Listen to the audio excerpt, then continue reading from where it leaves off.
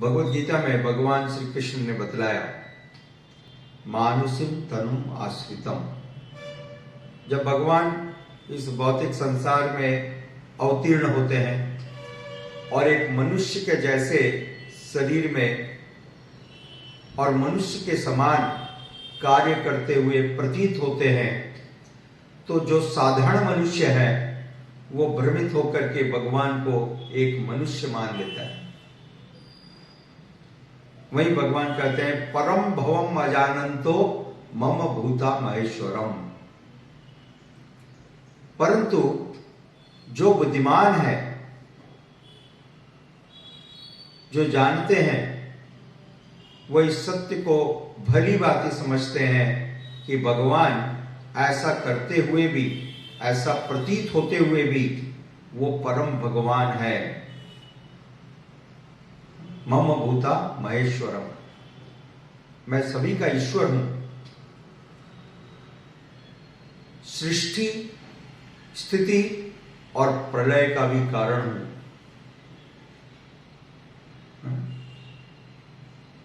भगवान सभी कारणों के कारण है।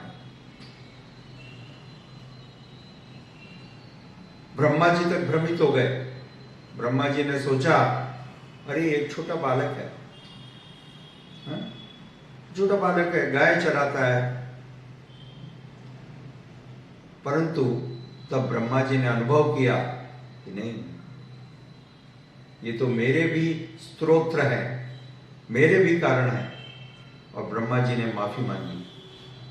ठीक है। तो भगवान जब द्वारका नगरी में थे तो एक मनुष्य के जैसे दिख रहे हैं, साधारण मनुष्य के जैसे भगवान ने इतने विवाह किए। इस भौतिक संसार में यदि कोई व्यक्ति अधिक विवाह करता है तो कामुक समझा जाता है, दैट इज लस्टी। परंतु भगवान के अंदर ऐसी कोई भावना नहीं थी। भगवान आत्मा राम आत्मकाम है। कैसे मालूम पड़ता है? तो भगवान कोई साधारण मनुष्य के जैसे नहीं है कि उन्होंने इतने विवाह किए।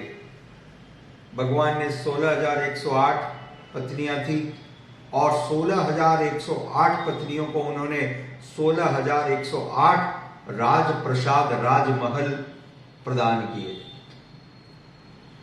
All independent. और उन 16,108 राजप्रसादों में, राजमहलों में 16,108 रानियों के साथ भगवान प्रत्येक राजमहल में एक ही समय में निवास करते थे। प्रत्येक राजमहल में एक ही समय में, एट द सेम टाइम।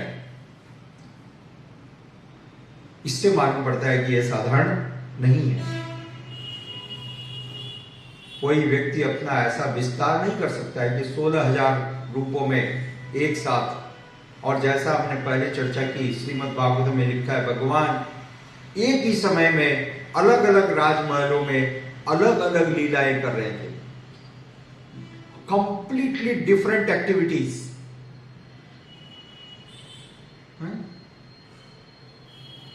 किसी राजमहल में सुबह की लीला है, किसी राजमहल में दोपहर की लीला चल रही है, किसी राजमहल में संध्या की।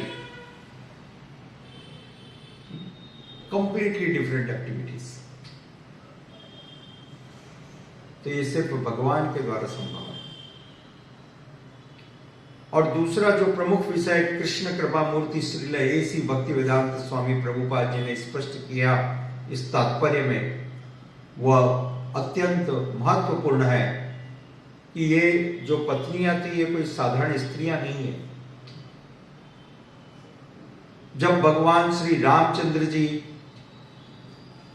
वनवास में गए थे तो भगवान श्री रामचंद्र जी के वनवास में जाने पर उस समय दंडकारण्य में बहुत सारे ऋषि मुनि अनेक वर्षों से, हजारों वर्षों से तपस्या कर रहे थे, जिन्होंने पूर्व जन्मों में भी अनेक वर्षों तक, अनेक जन्मों तक तपस्याएं की थी, जिनके हृदय पवित्र और निर्मल हो चुके थे तप के द्वारा। ऐसे ऋषि मुनियों ने भगवान श्री रामचंद्र जी का दर्शन प्राप्त किया। भगवान श्री रामचंद्र जी उन वनों में विचरण करते थे, तो रहने वाले ऋषि मुनियों ने भगवान के सुंदर दर्शनों को प्राप्त किया। और जैसा कि स्वाभाविक है, कोई भी व्यक्ति भगवान के दर्शनों के द्वारा भगवान के प्रति तुरंत आकर्षित हो जाता है। They were attracted to the Lord। और ये मुक्त, ये सभी प्रकार के भौतिक इच्छाओं से निर्लिप्त, नो मटेरियल डिजायर्स, ठीक है, ऐसे लोगों के, ऋषि मुनियों के हृदय में भी इच्छा जाग गई, परंतु ये भौतिक इच्छा नहीं थी। They developed the desire of serving the Supreme Lord। यह दिव्य है। भगवान को सेवा करने की इच्छाएं उनके हृदय में तीव्र हो गई, और सबसे ज्यादा आप सेवा भगवान को संपन्न कर सकते हो उनके पत्नी के रूप में, राइट? बिकॉज आपके पास इतना सारा समय है लगातार, you get such a wonderful association. तो अपनी इन दिव्य इच्छाओं के कारण वो सारे ऋषि मुनि, उन्होंने ये सौभाग्य प्राप्त किया जो भगवान के गोपियां और भगवान की रानियां बनी। ये कोई साधारण जीवात्मा नहीं है जो पूरी तरह से संपूर्ण प्रकार से परिशुद्ध हो चुके हैं। मुक्ता नाम अपि सिद्धा नाम नारायण रायण। सभी प्रकार के मुक्त और सिद्ध पुरुषों में श्रेष्ठ ऐसे लोग भगवान नारायण के प्रति समर्पित होते हैं, नारायण परायण। भगवान नारायण के प्रति आकर्षित होते हैं, उनके प्रति समर्पित होते हैं। तो ये जो पत्नियां थी वास्तविक रूप से वो सब महान भक्त हैं, ऋषि मुनि हैं, और वो भगवान की अनन्य सेवा करना चाहते हैं।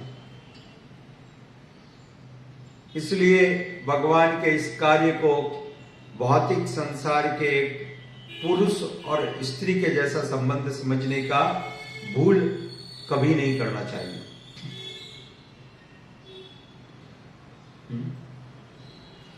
भगवान हर समय दिव्य है। The supreme Lord is transcendental. और इन सब पत्नियों ने भक्ति की पूर्णता को प्राप्त किया था। पूर्णता यानी परफेक्शन। और ये परफेक्शन ही है कि भगवान की साक्षात सेवाएं उनको प्राप्त हुई। ठीक है।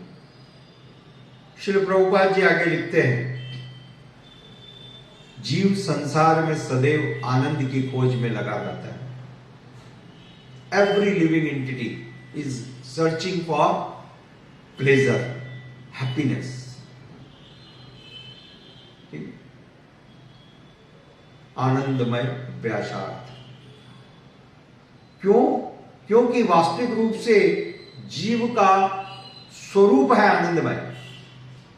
The living entity is pleasure seeking because his nature is full of happiness, full of bliss।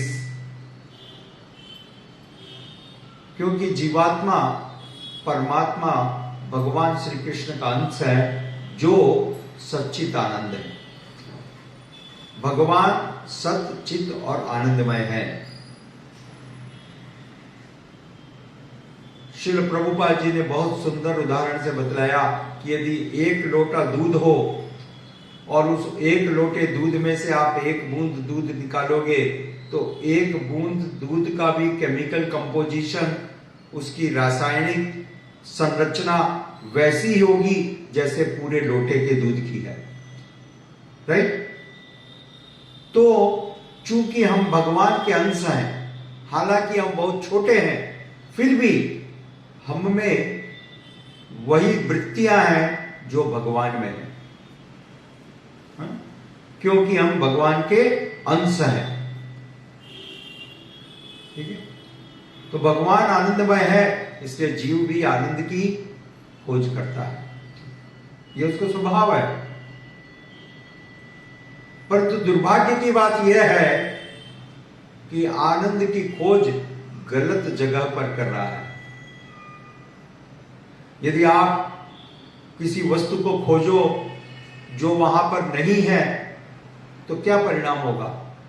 आप विफल हो जाओगे, आप असफल होंगे, और बहुत प्रयास करने के बाद जब विफल होंगे तो आप दुखी हो जाओगे, राइट। और अनेक बार प्रयास करोगे, अलग अलग प्रकार से प्रयास करेंगे, हर बार विफल होंगे, तो व्यक्ति फ्रस्ट्रेट होगा, क्षुब्ध होगा, राइट। और यही इस भौतिक संसार में हो रहा है। लोग नाना प्रकार से भौतिक संबंधों के द्वारा, भौतिक वस्तुओं के द्वारा, सुविधाओं के द्वारा आनंद को प्राप्त करना चाहते हैं, आनंद का एक्सप्लोरेशन कर रहे हैं। They want to get more and more happiness and pleasure. परंतु दुर्भाग्य की बात यह है कि गलत जगह खोज रहे हैं, सही वस्तु को गलत जगह खोज रहे हैं, जो वहां पर है ही नहीं तो मिलेगी कैसे, राइट। क्योंकि ये पूरा भौतिक संसार है निरानंदमय। तो इसमें यदि आनंद की खोज करेंगे, शास्त्रों में एक बहुत सुंदर उदाहरण दिया गया। शास्त्रों में सब चीज का निदान है, अत्यंत सुंदर उदाहरण है। रेगिस्तान में घूमते हुए व्यक्ति, प्यासा व्यक्ति, प्यास से व्याकुल हो रहा है, और तब उसको वहां पर मारीचिका में जल दिखाई देता है, पानी दिखाई देता है, और वो प्यास से व्याकुल व्यक्ति उस स्थान पर जल को समझ करके अपनी मुट्ठी में जल भर करके और पीने का प्रयास करे, तो परिणाम क्या होगा? उसका मुंह गर्म जलती हुई रेत से भर जाएगा, क्योंकि जल तो वहां पर है ही नहीं। यह तो उसका भ्रम था, मारीचिका थी कि जल है, और जल समझ करके मुट्ठी में उसने गरम गरम रेत भर ली और उस रेत को मुंह में डाल दिया। तो इस प्रयास के बाद उसकी तड़प और बढ़ जाएगी, राइट। जितनी बार आप प्रयास करेंगे उतनी बार विफल होंगे और उतना ज्यादा फ्रस्ट्रेट होंगे, क्षुब्ध होंगे।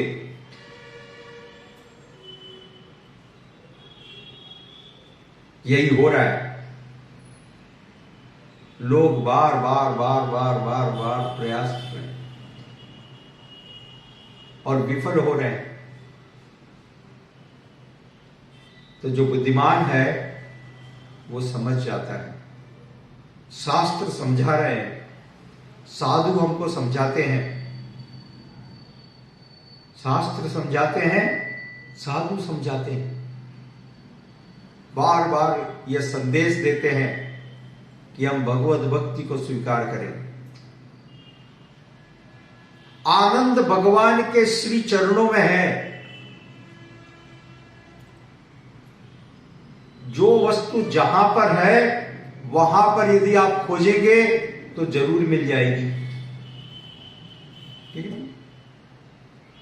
जो वस्तु जहां पर है वहां खोजेंगे तो मिल जाएगी, परंतु यदि कोई वस्तु को आप ऐसी जगह पर खोजो जहां वो नहीं है, तो कितने भी जन्मों तक खोजते रहो, क्या आप प्राप्त कर सकोगे? नहीं। ये बड़ी सरल बात है। तो आनंद भगवान के श्री चरणों में है,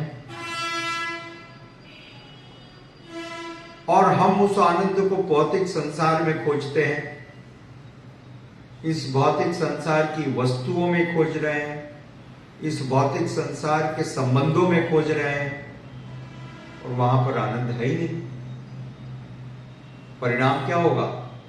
और ज्यादा दुखी होंगे, और ज्यादा फ्रस्ट्रेट होंगे, अंततः निराश होंगे, हताश होंगे। इसलिए भक्त बुद्धिमान है,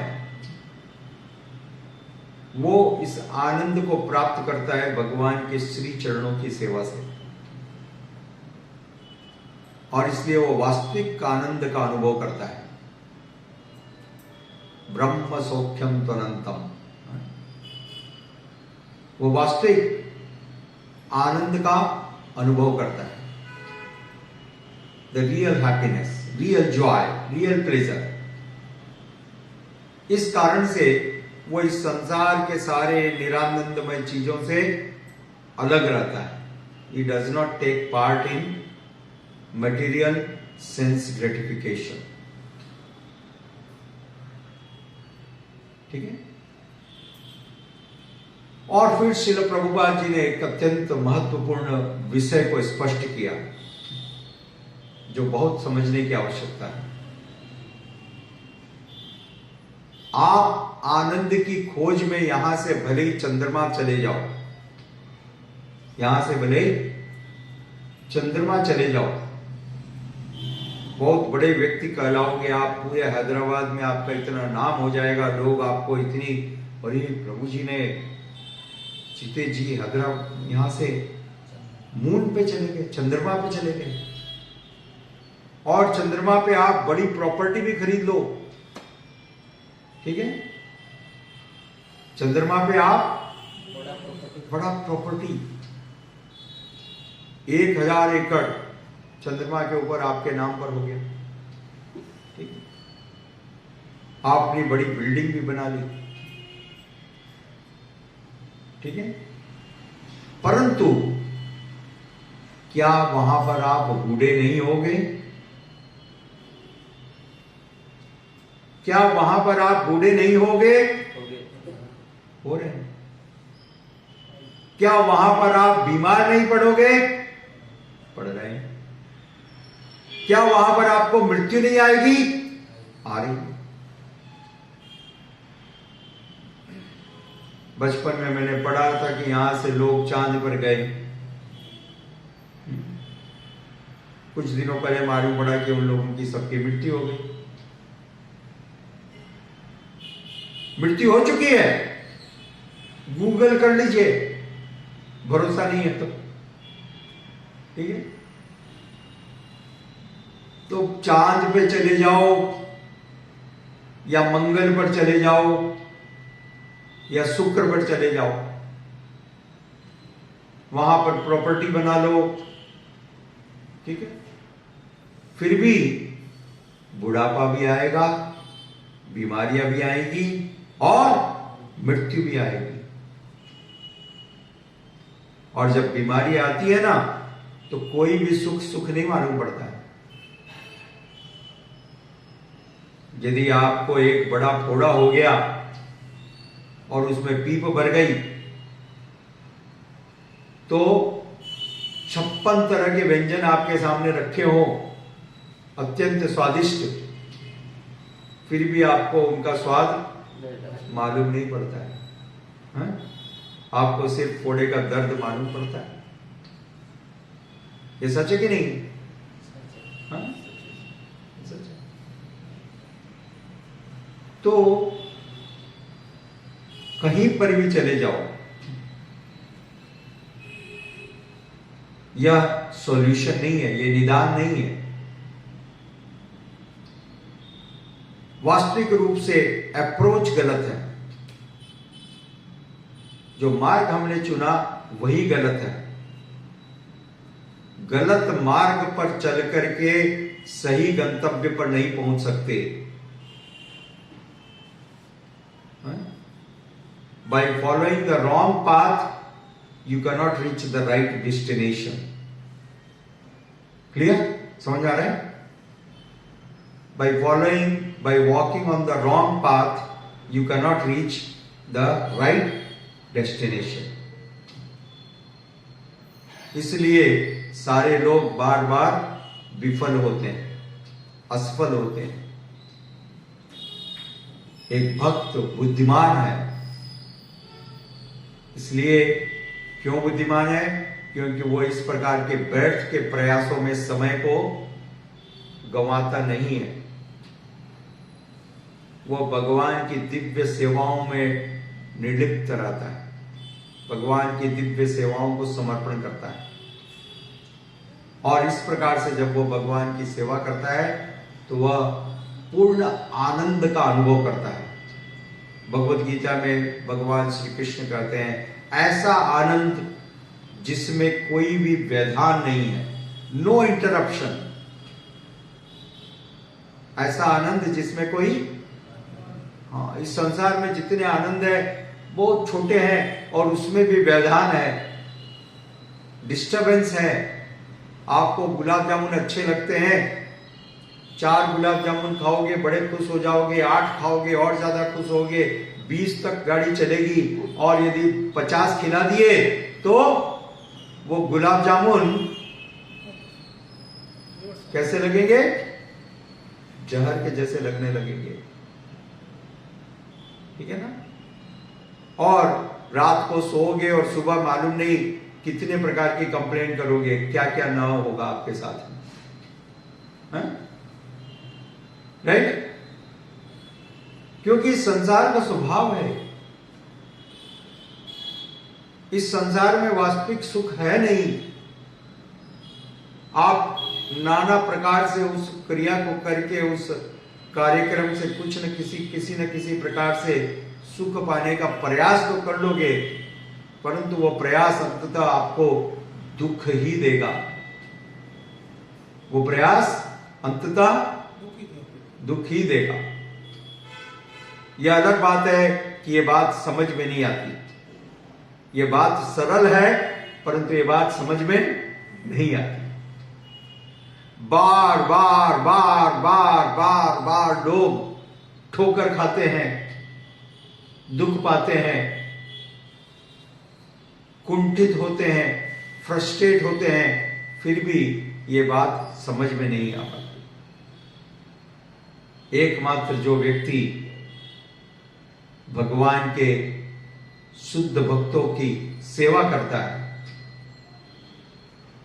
वह इस सत्य को समझ पाता है।